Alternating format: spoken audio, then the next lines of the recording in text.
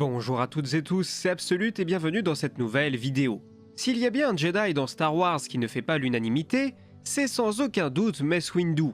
Alors attention, je ne parle pas de sa puissance qui pourrait être remise en cause par certains fans, mais disons plutôt que c'est bel et bien son comportement qui pourrait poser problème. En effet, de nombreux fans estiment que Mace Windu est particulièrement arrogant et qu'il participe ainsi activement à la précipitation d'Anakin Skywalker dans le côté obscur, puisqu'il ne lui a pas assez accordé sa confiance. Et c'est un point de vue qui peut tout à fait s'entendre, c'est même quelque chose que je me disais aussi initialement. Mais récemment, je suis tombé sur un post Twitter qui m'a donné envie de pousser la réflexion plus loin. Est-ce que Windu était réellement antipathique vis-à-vis d'Anakin? Et pour commencer, je vous propose qu'on voit d'abord ensemble ce qui fait qu'une importante partie des fans n'apprécie pas le comportement de Mace Windu. Dans les films, nous comprenons très vite que Mace Windu appartient à une caste différente des Jedi que nous avons pu rencontrer jusqu'alors. Contrairement à Yoda, Obi-Wan ou même Qui-Gon Jinn, Mace Windu est particulièrement froid, il est très prompt à respecter les codes et les procédures, à ne jamais sortir du cadre qui leur est fixé. On est donc bien loin du talent d'improviste d'Obi-Wan ou de Qui-Gon, voire de l'aspect blagueur et parfois plus léger de Yoda. Et c'est bien normal, Mace Windu est conçu dès le départ pour nous sembler à nous spectateurs et à Anakin comme un personnage froid et arrogant. Tout son arc dans la prélogie est développé de telle manière à nous mener à cette conclusion où Anakin doit faire un choix entre deux protagonistes. Tout cela est renforcé parce que Windu est un être qui nous semble véritablement antipathique et arrogant. Il est donc représentatif d'une facette de l'ordre Jedi que l'on découvre à travers la prélogie, celle d'un culte incapable de remettre en question ses principes ainsi que son allégeance à une république corrompue. Bref, Mace Windu est écrit et présenté pour être un personnage que le spectateur ne va pas apprécier au premier abord, tout comme Anakin, car Anakin est le personnage auquel le spectateur doit s'identifier. Mais comme j'ai pu le lire dans ce fameux tweet qui m'a donné envie de faire cette vidéo, peut-être que depuis tout ce temps, nous nous méprenons sur les intentions réelles de Mace Windu. Car si on analyse bien certaines scènes de la saga et plus précisément certains de ses dialogues, nous pourrions en réalité comprendre que le maître Jedi avait peut-être un très bon fond vis-à-vis de l'éventuel élu de la prophétie. Pour commencer, nous avons le cas de cette scène coupée de l'attaque des clones, dans laquelle Obi-Wan lui fait part de ses doutes vis-à-vis de son apprenti et réalise enfin ce que Windu et Yoda avaient peut-être vu en lui lorsqu'il n'était qu'un enfant. Depuis, ses talents l'ont rendu arrogant et il n'est pas prêt à avancer seul. Il s'inquiète aussi du fait qu'Anakin ait une connexion émotionnelle avec la sénatrice Amidala qu'il est censé protéger, et que cet attachement pourrait l'empêcher de réaliser correctement sa mission. Ce à quoi Windu répond avec son plus beau sourire, chose qui est assez rare pour le souligner, Obi-Wan, you must have faith that he will choose the right path. Ce qui signifie bien qu'il accorde quand même un minimum de confiance au jeune homme, puisqu'il encourage Obi-Wan à faire de même. Mais allons plus loin encore. Dans l'épisode 3, la revanche des Sith, Anakin est utilisé par le Conseil Jedi comme un espion auprès du chancelier, et inversement d'ailleurs. Le chancelier a bien compris les intentions de l'ordre, et espère bien pouvoir compter sur la fidélité et le lien amical voire paternel qu'il a pu former au fil des années avec Anakin pour que celui-ci soit ses yeux et ses oreilles au sein du Conseil. D'ailleurs, vous apprécierez aussi le fait que c'est d'abord Palpatine qui engage Anakin sur cette voie, sur celle qui le mènerait à siéger au sein du Conseil.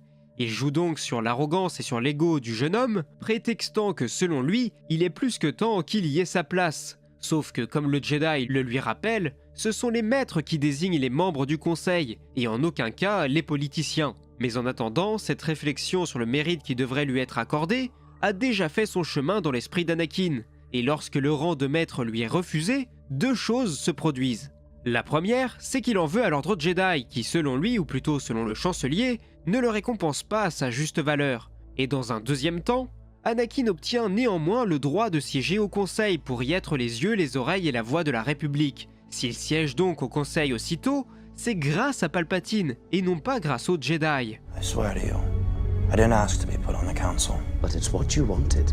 Sans compter que dans l'échange qui suit, les maîtres décident d'envoyer Obi-Wan plutôt qu'Anakin pour affronter le général Grievous. Ceux-ci ont donc fait une énorme erreur en accordant cette faveur au chancelier, même s'ils espéraient entre-temps qu'Anakin leur servirait d'informateur quant aux intentions de Palpatine. Cependant, vous noterez que dans cette scène qui précède le moment où Yoda s'apprête à rejoindre les Wookiees, que Mace Windu était bien conscient de tout cela. It's very dangerous putting them together.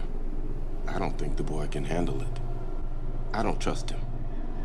Et oui, il ne fait pas confiance à Anakin, mais attention, il ne lui fait pas confiance pour réaliser cette mission précisément. Il faut rappeler que les Jedi doutent déjà à ce moment-là des intentions réelles du chancelier, et que donc, de facto, envoyer leur élément le plus précieux est un pari extrêmement risqué. Un pari que Mace Windu n'avait visiblement pas du tout envie de prendre. La question de la prophétie est dès lors remise sur la table. Mais comme le rappelle Yoda juste après, peut-être que les Jedi ont mal interprété la prophétie, et même si Anakin est bel et bien l'élu, nul ne sait par quel chemin ils devront passer pour que cette prophétie se réalise. Et lorsque le moment fatidique intervient, Windu cherche une dernière fois à protéger Anakin. Lorsque celui-ci se prépare à aller affronter le Seigneur Noir des Sith, il ordonne au jeune homme de rester au sein du Temple Jedi, car il sait très bien que le lien d'Anakin avec Palpatine pourrait leur causer des problèmes. La question qu'on pourrait alors se poser, c'est de savoir ce qu'il aurait pu se passer si Anakin était venu directement avec Windu et ses compagnons Jedi, car cela aurait certainement poussé Palpatine à agir d'une façon différente, étant donné qu'une attaque frontale aurait bien fait comprendre à l'élu de quel bord était son interlocuteur, tandis que dans la vraie version, et lorsqu'Anakin débarque en trombe, il fait face à un vieil homme désarmé et sans défense qui est sous le joug du plus puissant maître de l'ordre. La situation aurait donc été totalement différente. N'hésitez pas d'ailleurs à me dire dans les commentaires ce que vous pensez qu'il aurait pu se passer selon vous si Windu avait autorisé Anakin à l'accompagner d'entrée de jeu. Mais revenons-en à notre histoire. Windu se confronte au chancelier. Celui-ci lui résiste avant de se laisser tomber et alors Anakin débarque apeuré au milieu du bureau. Là encore, Mace va faire le choix de laisser une chance au garçon. Il écoute ce qu'il a à dire et il lui demande de ne pas intervenir, de se fier à l'ordre Jedi. Mais le jeune homme a eu l'esprit trop perverti par des années passées à écouter les mots doux que lui susurrait Palpatine. Son choix, celui-ci l'a en réalité fait depuis bien longtemps. Aujourd'hui encore, si Mace Windu est aussi mal perçu, je pense que c'est simplement dû à un problème de communication entre lui et Anakin, car alors qu'il n'était qu'un enfant, déjà Anakin se méfiait de lui. Après tout, il était l'homme qui voulait lui refuser le droit de devenir un jour un chevalier Jedi, l'homme qui voulait lui refuser son rêve. À partir de là, c'est forcément difficile d'entretenir une relation amicale. Mais j'ai également découvert une théorie qui pourrait elle aussi nous permettre de découvrir pourquoi Windu se montre aussi distant, et ce d'entrée de jeu, avec Anakin. Et si Mace Windu avait en réalité cru pendant un temps qu'il était lui aussi l'élu de la prophétie. Je m'explique. Dans le Legends, c'est pas quelque chose de complètement incohérent. Très tôt, le jeune homme se révèle être particulièrement brillant, puisqu'il est l'un des meilleurs de sa génération. Il se distingue également de ses camarades lorsqu'il doit construire son sabre laser, puisqu'il souhaite affronter un défi plus difficile, ce qui le conduit à obtenir un cristal tout à fait particulier, qui le distingue là encore de la plupart de ses confrères.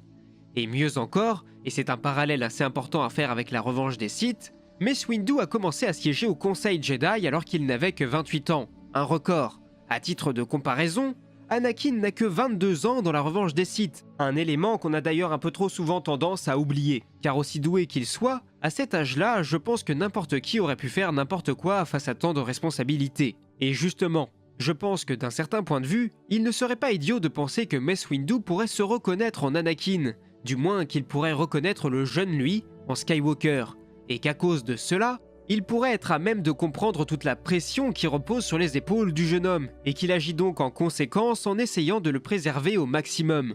Alors oui, il dit dans l'épisode 3 qu'il ne lui fait pas confiance, mais ça ne l'empêche pas pour autant de lui confier des missions importantes, que ce soit en acceptant qu'il tienne son rôle d'espion vis-à-vis du chancelier, ou bien qu'il protège la sénatrice Amidala. C'est d'ailleurs à Anakin qu'il s'adresse directement, après qu'Obi-Wan se soit fait capturer dans l'attaque des clones.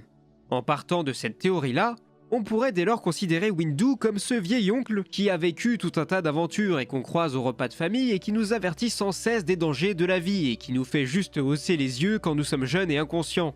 Mais quand on regarde en arrière ensuite, après avoir vieilli, on comprend au final qu'il ne nous voulait que du bien et qu'il cherchait simplement à nous préserver du danger. De la même manière, si Windu refuse d'accorder à Anakin le rang de maître, c'est parce qu'il sait très bien qu'Anakin n'est pas prêt. Ce qui est confirmé par le film d'ailleurs, Anakin ne se laisse guider que par son arrogance. Il est certes doué et talentueux, mais il n'a clairement pas l'étoffe ni le comportement digne d'un véritable maître de l'ordre. Dès lors, Windu lui refuse ce qu'il veut, car il sait que ce n'est pas lui rendre service de lui confier cette casquette aussitôt. Et de la même façon, si les Jedi sont conscients que la prophétie s'apprête à se réaliser, cela veut donc dire que des événements terribles sont sur le point de se présenter à eux. Il y a donc forcément de nombreuses raisons de se méfier, car l'humain en général est toujours averse aux changements violents du monde qui l'entoure. D'autant plus quand il s'agit ici d'un ordre vieux de plusieurs millénaires qui voit débarquer un jeune insouciant qui cherche ou qui, d'après la prophétie, devrait plus ou moins tout renverser sur son passage. Bref, pour conclure, nous pourrions dire que comme Anakin, Mace Windu a lui aussi été un jeune Jedi arrogant et talentueux, mais il est déjà passé par la plupart des épreuves que le jeune homme doit affronter.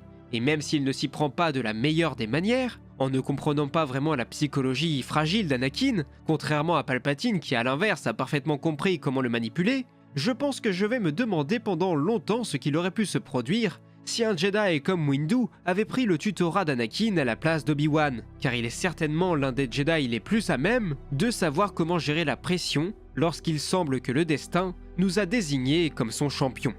Mais bref, sur ce j'espère que cette vidéo vous aura plu, et si je suis parvenu à vous apprendre des choses aujourd'hui ou à vous intriguer avec mes réflexions, vous connaissez la chanson, n'hésitez pas à liker la vidéo, et n'oubliez pas non plus de vous abonner à la chaîne pour ne rien manquer des futures sorties. Vous pouvez aussi me soutenir sur Tipeee si vous le souhaitez pour me permettre de vous produire toujours plus de contenu. Et enfin, moi il ne me reste plus qu'à vous dire à la prochaine pour de nouvelles vidéos, c'était Absolute et que la force soit avec vous, ciao.